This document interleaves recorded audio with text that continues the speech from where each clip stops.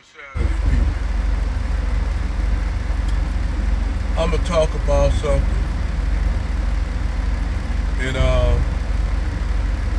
I've been to many cities in the United States, whether it be New York City, New Orleans, Houston, Philly, Baltimore, Chicago, countless numbers of times. Chicago and Kansas City, and Dallas and Houston, LA, so many times, years. I have people that live in Chicago, got people that live in Milwaukee, got people that live in Cincinnati, Columbus, and a lot of cities strong throughout the South and the Northeast and the Northeast and the Southwest. And everybody, there's this whole thing that people get, like for instance, they'll talk about, brothers, niggas from Chicago, or niggas from Memphis, or these niggas just that Memphis, these niggas don't joke, or niggas in Chicago, man, these niggas don't joke. What people don't understand, when people tell me that, I don't give a fuck about where you from. That don't mean shit to me. There's motherfucking kids in Afghanistan that'll make y'all look like shit. So you got people that'll sit up here and say, well, niggas in this city, niggas in that city, that niggas in LA, based on gang culture, which me personally, like, motherfuckers talking about gangsters. You have these old school gangsters that's online right now because they don't got no other career. They broke. And they don't got no other career. They spend half their life banging, gang banging, whether it be Crips and Bloods or whatever. Their whole life been in prison. And see, they can't talk about nothing else other than gang shit. But after you take the gang shit off from their back and they explain all that shit, they act like they actually been doing something. They haven't been doing shit but being dumbass niggas. So when I go past these channels where you got old school G's and shit, niggas talking about I'm a Crip, this, and that, I said y'all a far cry from what the Crips term was supposed to be. I said y'all, what these gangs, they were supposed to be, they were one number offshoots off of the Black Panthers that got corrupted with drugs. But then again, you can say the same thing about the triads, because the Chinese triads, they didn't start off as a criminal organization at first.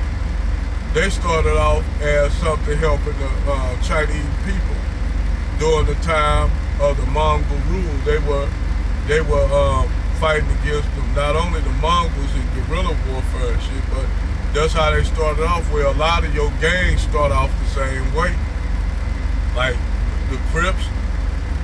The Bloods actually sprung from the Freedom Gang, the Black Panther movement. Somehow down the line, they got corrupted. So what you guys are byproduct is now what you're looking at a gang culture, whether it be GDs, Disciples, Vice Lords, Crips, Bloods, Mexican gangs, Korean gangs, all these gangs that really they exist in areas of poverty. Now, if you take away poverty out of those areas, you wouldn't have no need for gangs. But see, now that the United States is falling shit, they got white gangs too. They call Aryan Nation, the Aryan Nation, the Aryan Brotherhood, Ku Klux Klan, them gangs. Whether you know it or not, them white dudes, them white boy thugs. Them, like for instance, take the Proud Boys. Proud Boys, even though they based on white nationalism, that's they gang. It's a gang. Militias are a gang. Motherfuckers don't know. Militias are a gang. That's a gang. If you're a militia, Michigan militia, or any kind of militia group, nigga, you a gang. So gangs don't just exist amongst black and Latinos. Hell, you even got Somali gangs. You go to like Minnesota, man, you got Somali gangs. And they were created, those gangs were created out of young disenfranchised men, young boys who came over here with their families. Some of them came over here with their moms were single women, and they came over here and they didn't have their husbands because a lot of their husbands died over there in Somalia. So they came over here as widows.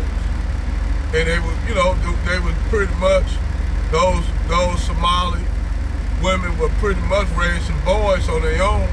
It's hard to raise boys on their own as a single woman, even for them. It's hard to raise a boy because you bring that boy over here to this country. I know a dude that he's from Iraq. He's from Kurdistan.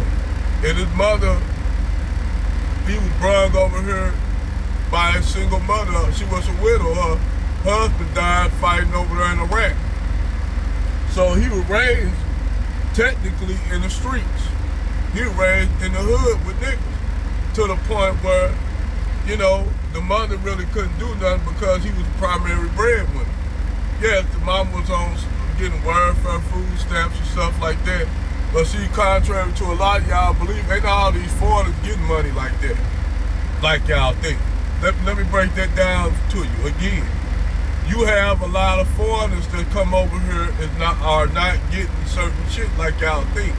Those are all misconceptions and lies created to make you think that, they giving a lot of shit to immigrants. They give certain shit to certain immigrants. Like, if you're a Bosnian, they ain't gonna get a lot of shit to Bosnians by the fact a lot of Bosnians are Muslim. Let me turn this light on. They not, once again, let me say that again. They not gonna give a lot of shit to Bosnians because they're Muslim. Even though they're a white, they're Muslim. They are Muslim. And we all know what Islam, a lot of people know that think, the fucking, the stigma that comes with Islam, you a terrorist and blah, blah, blah. So they don't give a lot of shit. Now you take that shit, you a Somali. You from Somalia. Number one, you Muslim. Number two, you speak a foreign language. Number three, you black. So you got 3 strikes actually against you. Now, due to the fact that they do a lot of them, they when they come over here, they have people that tell them how they can get loans and grants and shit to start businesses. They tell all of them that. Shit that they don't tell, that's one thing they don't tell black people. That's one thing they don't even tell poor white people. Because if they told poor white people, you wouldn't have poor white people living in poverty in the Appalachian shit if they told them that. That's what I told Anton. I said, hey, I congratulate you on your wealth building, brother. Hey, I congratulate you. But you can't sit up here and tell that bullshit. Sit up here and talk this unrealistic bullshit to people that work every day. I asked Anton, I said, how the average rank and file brother gonna get out here and gonna go to the library every day when they working a 9 to 5 trying to make ends meet? Some of them trying to take care of their families. They don't know about those programs because they're not offered those programs. They tell them, brother, you gotta go look through the library and this and that. Nigga, you didn't have nothing but leisure time, nigga. You was in college. You had leisure time to do all that shit. A lot of people don't have that leisure time to go to the library and look at shit, to look out ways to get loans and grants and shit like that, or write a whole bunch of, in order to get a grant, check this shit out. In order to get a grant, a government grant to start a business, I gotta write out a whole fucking letter saying why I want the grant, why I need it, and the business I'm gonna start. And I gotta write that motherfucker almost damn near like I'm writing a manuscript. No, can't be no blemishes, no typo, no misspelling of words. and shit like that, they look at that shit. So I gotta write that just to get a goddamn grant. All that shit they see you through. Only to find out that certain other people, they come over here, they don't have to go through all this shit. Because actually, in order to get a grant, they gotta test. They got what it is. This shit. These are things they put in place for certain people. Mainly, they'll say for black people, but mainly to keep poor people poor. They'll say it's government money to be gained out here, but in order for you to get all of the resources, you gotta be able to have they telling you gotta have the intelligence to get it. You know, which I understand, but you have people that come over from third world countries. It ain't their fault. Like for instance, take the black community. The black community economic center is mostly foreigners, whether it be Indian, Arab, Asians from Korea. They are the primary people that making money off the black community. Chinese restaurants, the little bodegas, now the little fish fry places where you got black people that been cooking fried fish and shit for hundreds of years. And yet y'all let foreigners come over here and cook the same food that y'all easily could cook at home and save money. But nope, niggas don't do that. Niggas will go and support these businesses. They support everybody's business that's not their own. Then when the black people start businesses, you know, I'm gonna keep it 100. A lot of y'all service suck. A lot of you black people that have services and shit suck. Y'all suck. And I'm gonna show you a prime example of that. Me and my wife, one couple of years ago, we just happened to be walking, taking a walk. So we came up on this place that they turned, it used to be McDonald's, but I guess they turned into they was gonna turn to a full functioning restaurant. Well, me and my wife walked in to check out this new place. It was opened up by a young black dude. Well, we walk in. This young dude sitting up here with a girl on his lap.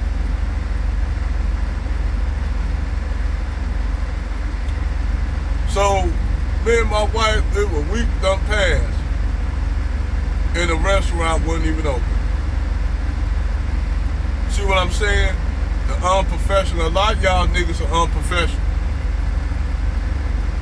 I'm not saying all, but a lot of you all are unprofessional. Now, I'm talking about a lot of topics, but it's going to all make sense.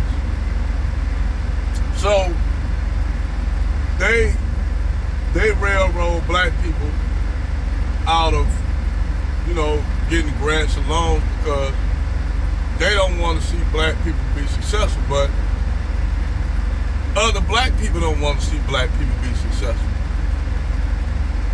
I mean, you have niggas that actually hate on other niggas because they're successful. That's not even precedented amongst every other group, because you have every other ethnic group, they support their own. So then this roundabout, this comes back to the gangs and shit in the black community. Gang culture. Them niggas, if it wasn't for the narco drug trade, them niggas wouldn't be about shit. If you didn't have drugs in the community, those niggas would be out here robbing people. It's pretty much like the kids I made in a video, but I was talking about, okay, you took the squeegees from them in B-More.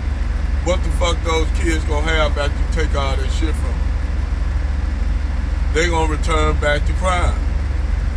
Now the crime gonna go up because the mayor's stupid decision is just stop kids kids from squeegeeing windows who making money. Long if they black kids, don't matter. If it was a whole bunch of white kids when nobody say shit about it, they'll do something about it. If it was a whole bunch of white kids that was doing that, they'll say, we'll take this away, but we got to create opportunities for these white kids. See what I'm saying? So you living in a system that definitely don't want to see black people be self-sufficient. But then again, they want to keep you. They don't want you to want to say that it's your fault that you ain't pulling yourself up by the bootstraps when you've been trying to do. When you don't have no bootstraps to begin with, you don't even have boots.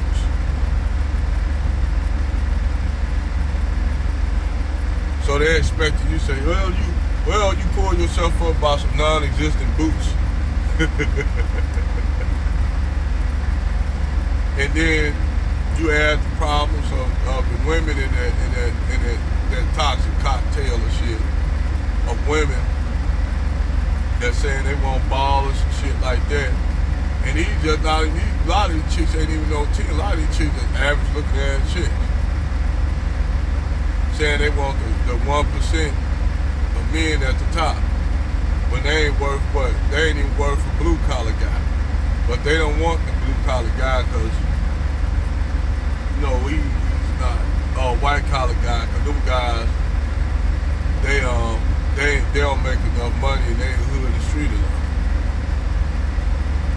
I don't know if they tend to put up mix the blue collar guys up with the white collar guys. But I'm gonna tell you like this. For the record, there's some white collar guys that'll blow your ass away. There's some white collar and blue collar guys that'll beat the brakes off a gang member. I know some. I know some gang members and shit that'll beat the shit out of a regular motherfucker. But to me, we gonna go right back to this whole thing, because I ain't forgot about it. About Negroes thinking you from this city, that you better than this. You nigga, I'm from Chicago, I'm from Memphis, I'm from New York. I don't give a fuck where you from. Because I will treat you with respect if you treat me with respect, you dig? I'm not from the hood. But I'm not no motherfucking pushover. And see, I'm gonna say this is my last closing words right here. I had got into it with some Negroes, at a delivery. I think it was an Oshia, one of those places, big chains up there in Chicago. Where it was outside Chicago, what's that, Melrose place? Melrose Park, Illinois, right outside, basically right outside Chicago. So you got this thing where you got to pay a lumper fee, right? You pay a lumper fee. You pay it through what? Comdata, EFS. You pay either you got a credit card, whatever. Certain way, however you pay for your lumper fee. So I gave them the information to call me so they could send the link to my phone where I could use what you call an EFS relay code. Well, I was done getting unloaded. I had the green light. So 1 hour passed, 2 hours passed, 3 hours passed, 4 hours down, then 5 hours passed. So I got out my truck, just went to see what's going on. I went up there. Woman just completely out. I said, hey, I'm in door such and such, door 23. This sister went out going all off on me, say, motherfucker, we trying to call you and blah, blah, blah. You ain't even pick up your motherfucking phone. I'm like, wait a minute, hold on. The way you come to me is completely unprofessional. You know, I told her that you come on, she kept getting belligerent, talking, fuck all that. I said, what's the number you have? Ask her the number. So she told me, read the number. I said, that's the wrong number.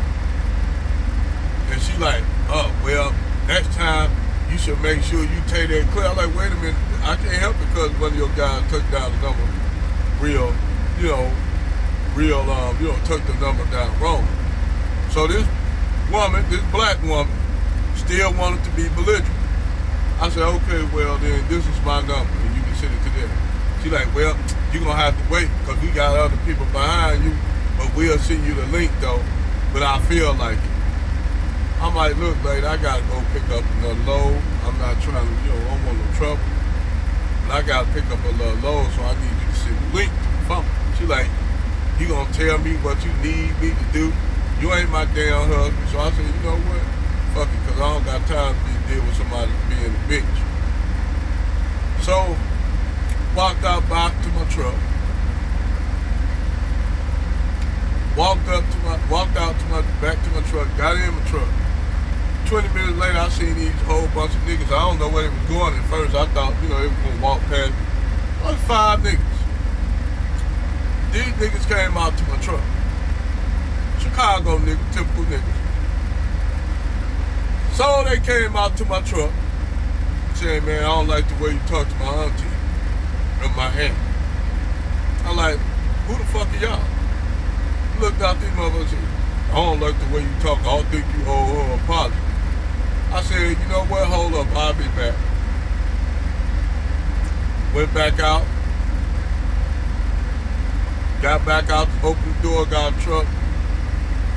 Had my gun on my side now.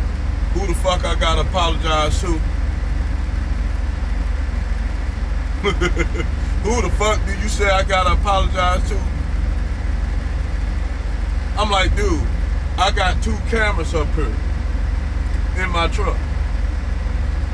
You niggas standing in front of my truck along with you talking shit. Now, I said, if you got a problem, I told him like this, fuck your aunt and fuck you too. I'm not apologizing for shit. Tell her your aunt to send the fucking link to my fucking phone and y'all get in there and do y'all job and lump some of these goddamn trucks. So the nigga said, nigga, we'll stump your ass. I said, yeah, and before you do that, nigga, I'm gonna take your ass. I said, I'll whoop your ass. And then these other niggas, I'm gonna blow a hole in their ass.